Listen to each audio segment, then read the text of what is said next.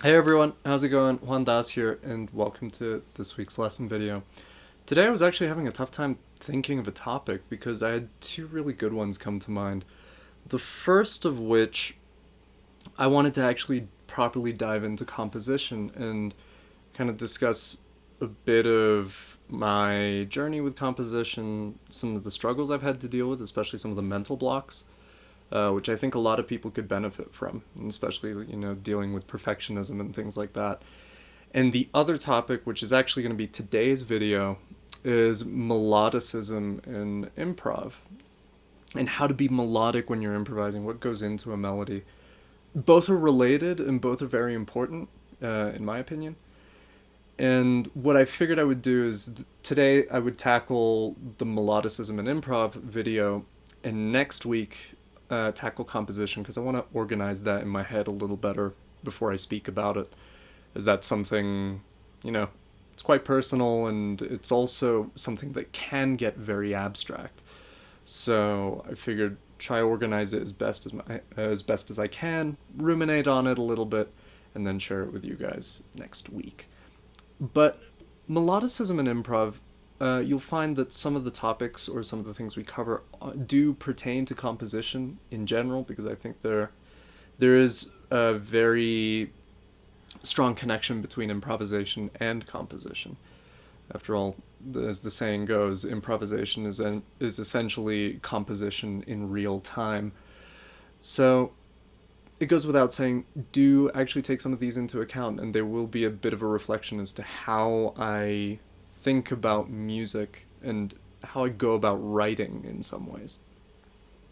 But the reason I wanted to tackle this video is that it is a topic I see come up in my private lessons with students a fair bit, and it's something that seems to elude a lot of students. Many have a tough time figuring out, how do I improvise melodically? And that in and of itself is a very broad question, because we'll have to break this into several parts, and this might be a long video, so grab a drink, a cup of coffee, get relaxed, and feel free to pause the video if you want to think on some of the other things and ideas I put forward. And bear with me on this video, because it is also quite off the cuff. I'm putting this as a perspective video, even though it is a bit of a lesson in and of itself. We have to really think about it in multiple parts. First is the idea of what goes into a melody, or what makes a good melody. That can be quite personal. The concept of melody, harmony, and rhythm all working together, it's quite general in that it can apply to any of the three pillars, if you would. But in this context for melody, they all really do come together. And lastly, just general ideas to keep in mind as you're improvising, as you're practicing improvisation. So what makes a good melody? That really begs, it really asks one to think about, what do you enjoy in your own melodies, or the melodies that you resonate or relate to most. For example, I love very long, flowing, expressive melodies. For example, if I just think of something off the top of my head,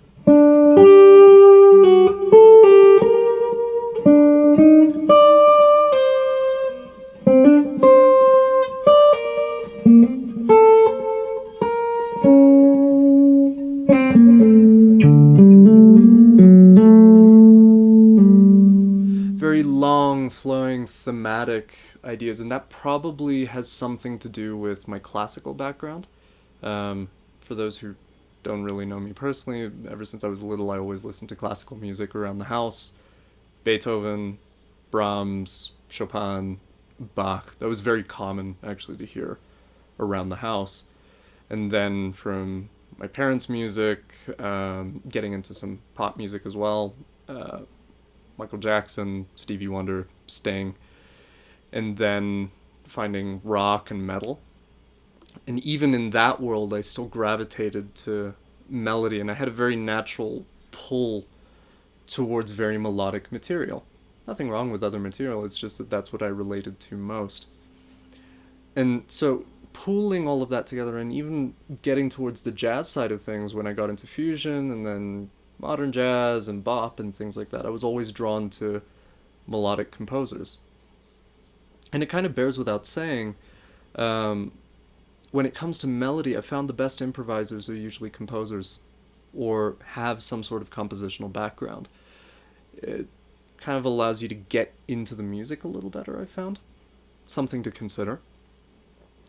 But we think about this, and I urge you to really consider that. When you think of what makes a good melody, I realize that it can be a very personal question.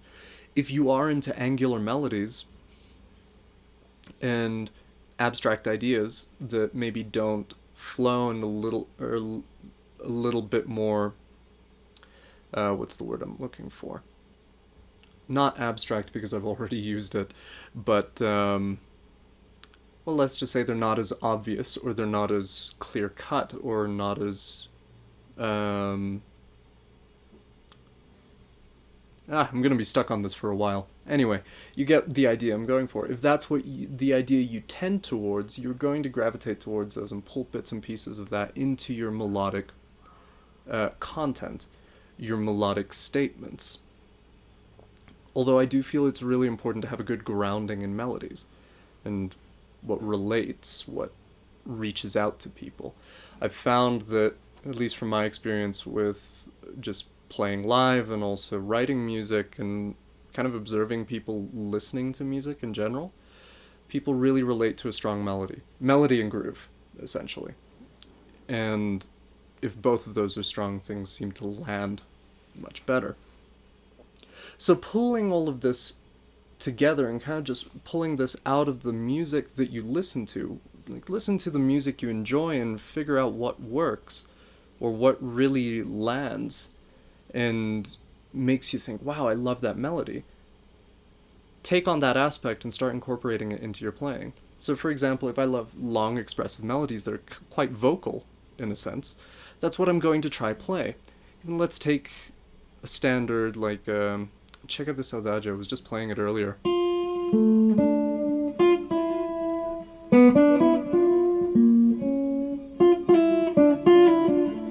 I, for one, love that melody. Like, it's a beautiful melody, but even if I'm playing over that tune, I'm going to approach it in kind of a similar way.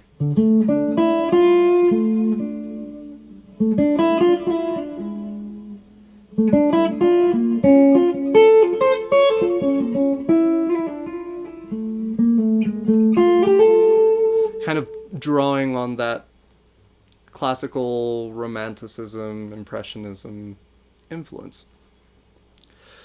So that's one aspect, and it kind of ties into the next point of, okay, the abstract is all well and good, that really gets you thinking about your own artistic direction, or a direction that you want to head in. But there still have to be fundamentals.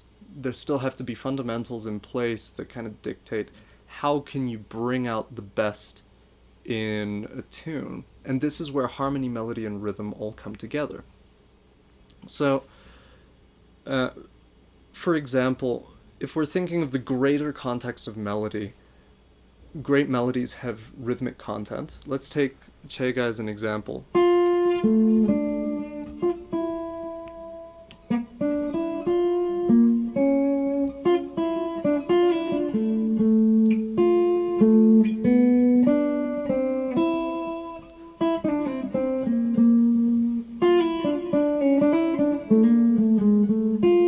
And so on and so forth. Even in the B section,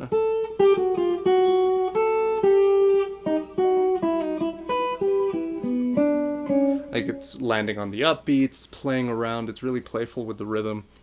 And even in a more abstract sense of rhythm, there is a sense of cadence. Even if, let's say, it's a long flowing melody that's mostly whole notes and half notes, there are natural cadence points in the melody that kind of dictate, okay, this is a natural point of rest. Then there's harmony, and this kind of ties into what I was saying last week about voice leading, where I hear kind of all the voices in a chord as individual melodies. And kind of goes to something I tell students: melody is harmony and harmony is melody. Both are really deeply intertwined and rely on each other. Again, taking a melody like Chega, as I just played it,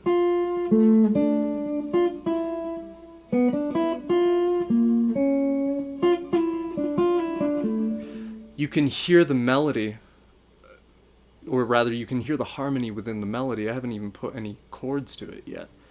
But if I put it in the harmony,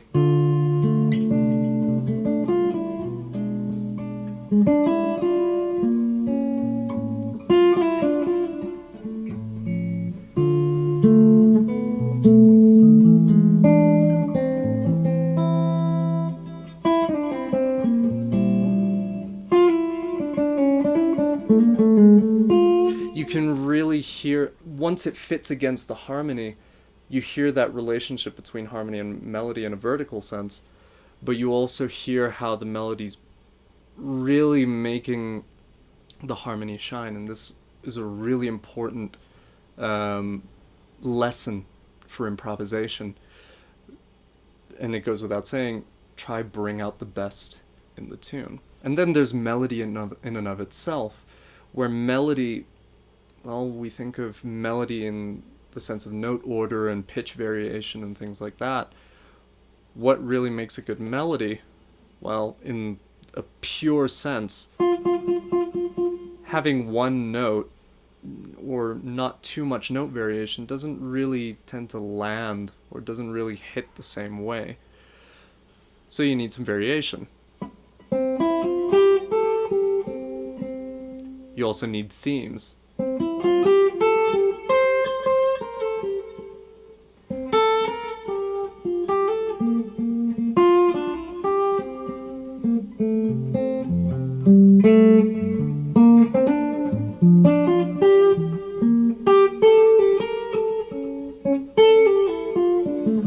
And so you need balance, tension, resolution, and you need to understand all of that as you incorporate it into your practice.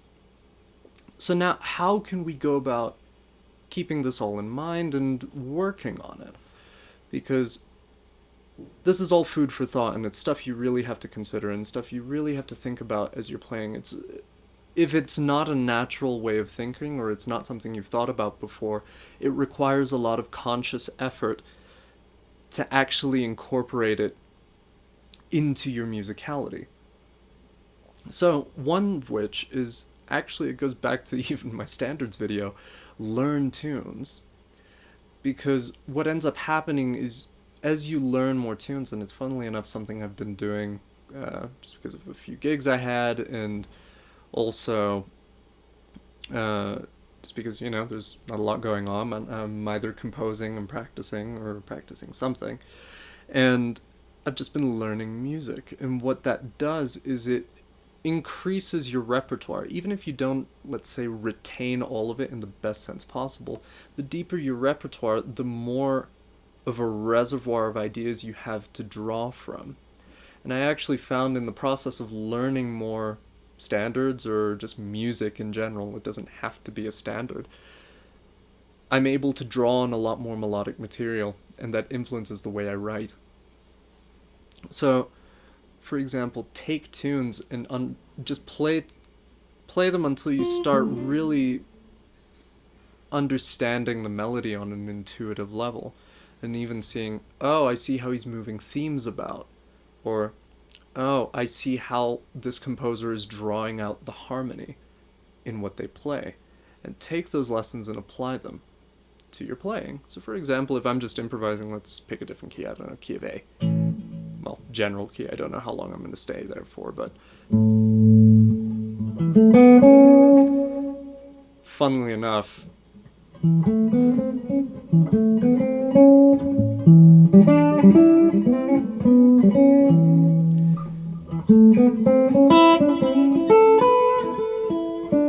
like that just came out of nowhere. And where did that come from? That came from Straight No Chaser. I mean, that's quite an obvious quote, but that's a piece of melodic vocabulary I can draw from.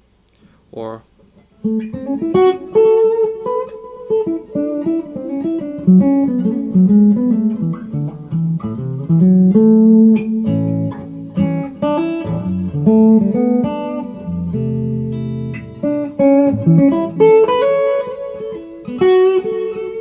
right?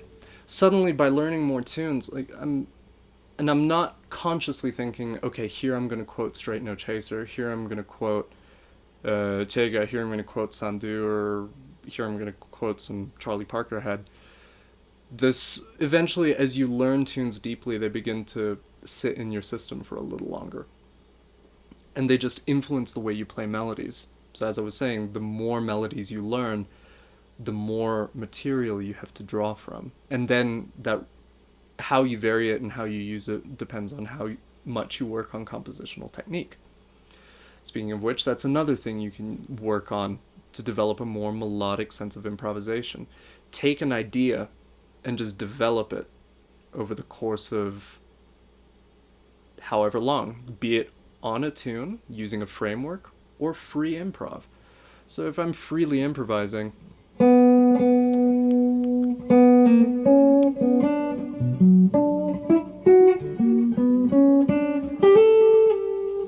right? Let's say I like that.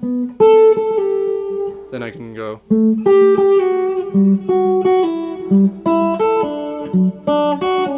Variation of the idea. But I'm still keeping that theme or that motif. Can even be a rhythmic motif.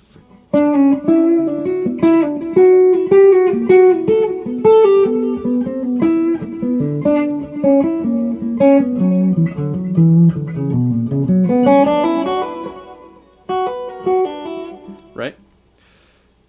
That's another way you can practice melodicism.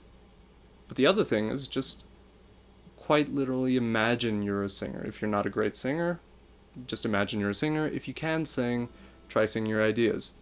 And you'll find that you start shifting into a different headspace, because now we're getting out of the mechanical nature of playing guitar, where our fingers just freely do whatever they please sometimes.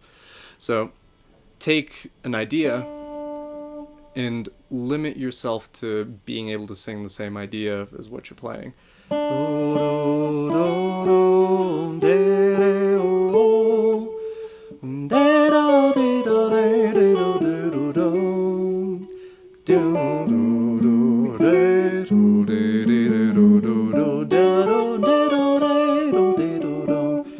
Right?